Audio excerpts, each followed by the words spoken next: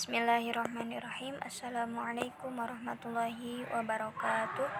Bismillah, alhamdulillah, wassalatu wassalamu ala rasulillah wa ala alihi wa sahbihi wa mawala amma ba'du. Kita berjumpa kembali di pertemuan 10. Nah, di bab ini kita membahas tentang hal yang membatalkan syahadatain dan perbaikannya, ya. Pada bab ini dibahas tentang hal-hal yang membatalkan syahadatain. Hal-hal yang membatalkan syahadatain berbeda dengan yang membatalkan sholat, saum, dan seterusnya. Syariat syahadatain adalah syariat yang menjadikan sahnya pelaksanaan syariat Islam lainnya.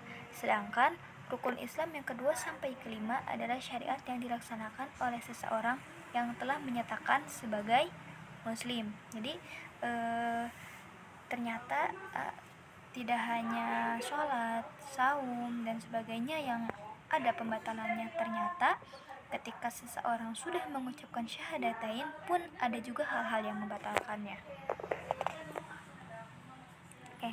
Sesuatu yang membatalkan adalah sesuatu yang berlawanan dengan syarat wajib atau syarat sah.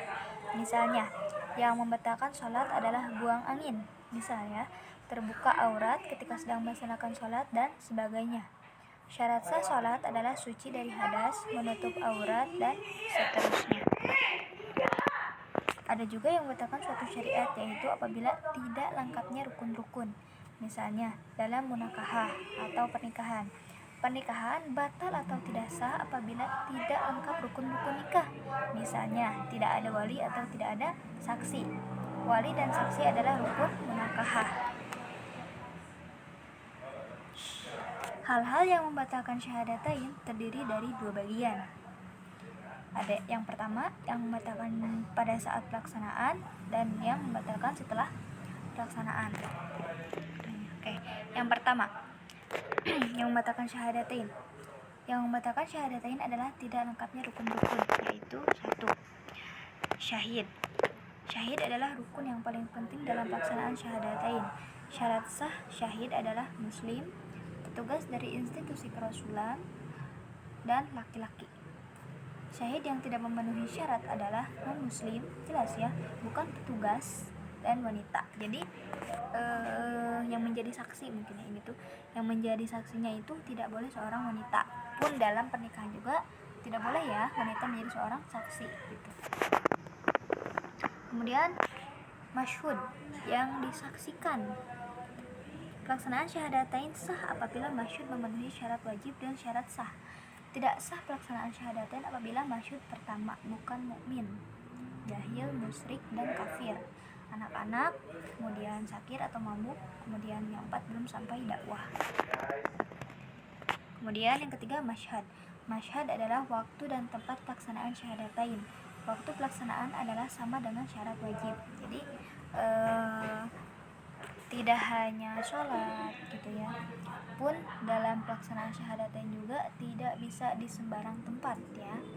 Contohnya seperti kita mungkin ke kantor urusan agama gitu ya, kemudian konsultasi ke ustadz terdekat gitu. Kemudian yang keempat mishhad. Mishhad adalah orang yang menjadi alat dalam transaksi, yaitu jiwa dan harta. Masyhud adalah orang yang siap mengorbankan harta dan jiwanya untuk Islam sesuai dengan kemampuannya.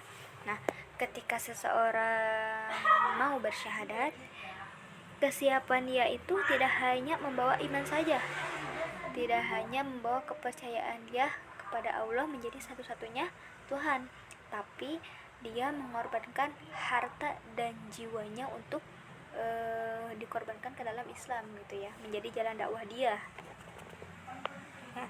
Yang membatalkan syariat.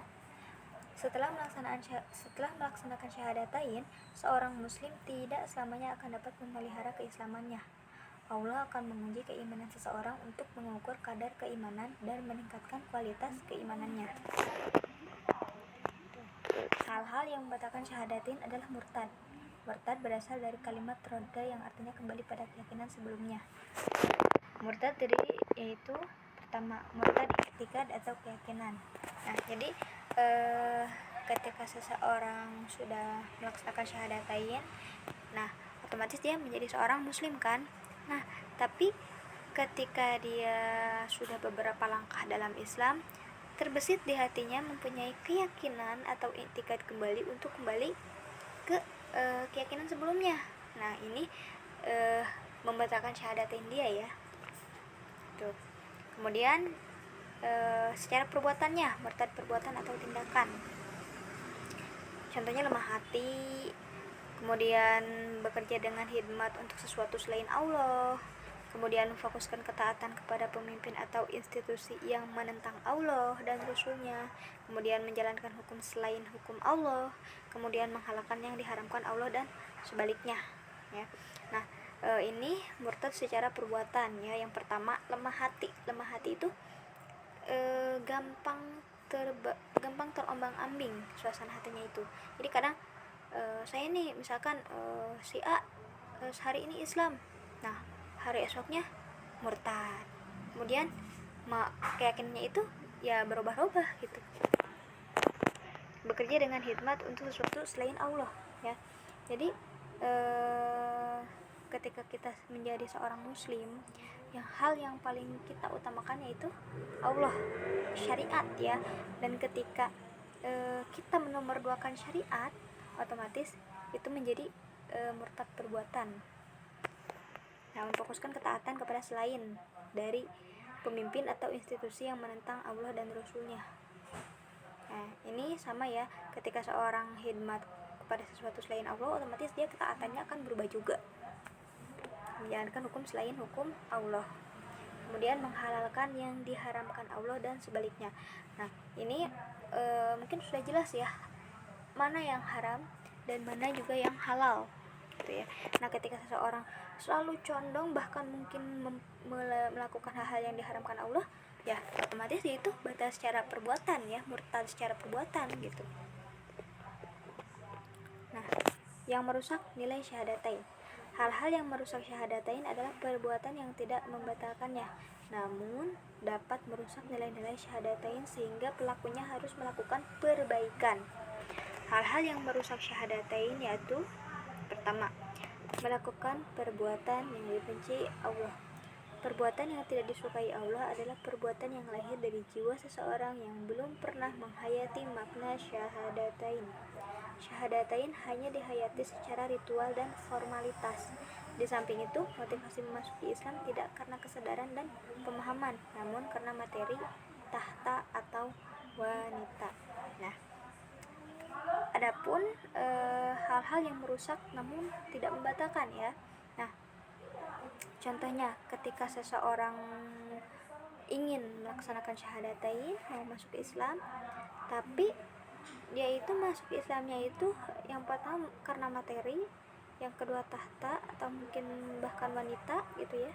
Nah, karena niatnya sudah mungkin tidak baik ya, niatnya tidak atas kesadaran sendiri, tidak karena Allah. Nah, ini juga mempengaruhi langkah dia setelah dia mengucapkan syahadatain itu sendiri ya.